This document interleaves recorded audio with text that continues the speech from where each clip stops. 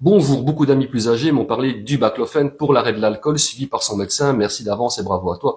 De rien et merci. Et je vais vite évidemment bien sûr te parler du baclofen. Alors le baclofen, oui, ça peut très très bien marcher, mais voilà, c'est pas sur tout le monde que ça fonctionne malheureusement.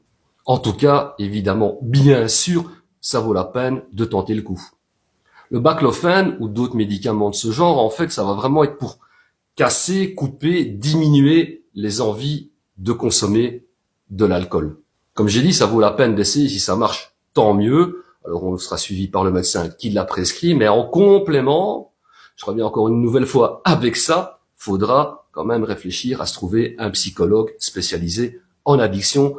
J'y reviens encore, évidemment, pour travailler des stratégies pour lutter contre le fameux craving.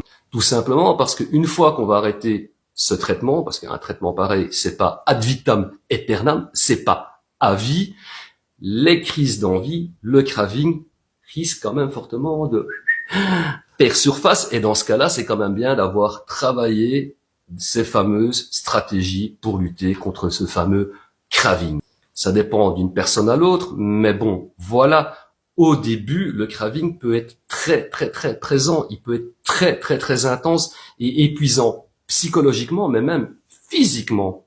Et les stratégies pour lutter contre le craving, il y en a pléthore, il y en a vraiment une blinde pas possible. Ça peut passer par la gestion des émotions, ça peut passer par des exercices de méditation, de respiration lente, de se trouver des occupations, de faire ceci, de faire cela.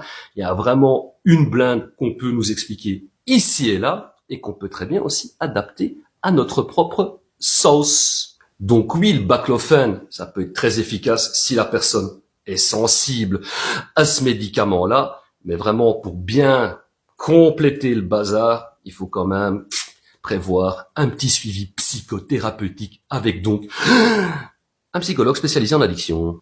Et à propos du soutien psychothérapeutique, faut pas toujours s'imaginer que ça coûte une blinde en argent.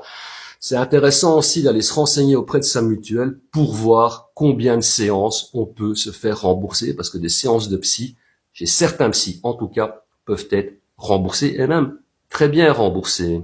Ailleurs en Europe, je sais pas très bien comment ça se passe, mais en tout cas en Belgique, je sais très bien que si on se renseigne un tout petit peu, il y a moyen de trouver de très bons psys qui seront subventionnés, je crois que c'est le bon terme, et dans ce cas-là, ce sera très bien remboursé. Moi, par exemple, c'est 15 € la séance, mais je n'en paye que 5 à hauteur de 12 séances. Sinon, dans certaines associations, on ne paye qu'à la participation, et là, on donne ce qu'on peut donner. Toujours intéressant de bien se renseigner auprès de sa mutuelle, voire même des services sociaux. Ça vaut toujours la peine. Et oui, encore un petit truc, parfois les plannings familiaux peuvent être aussi d'un très grand secours dans ces cas-là.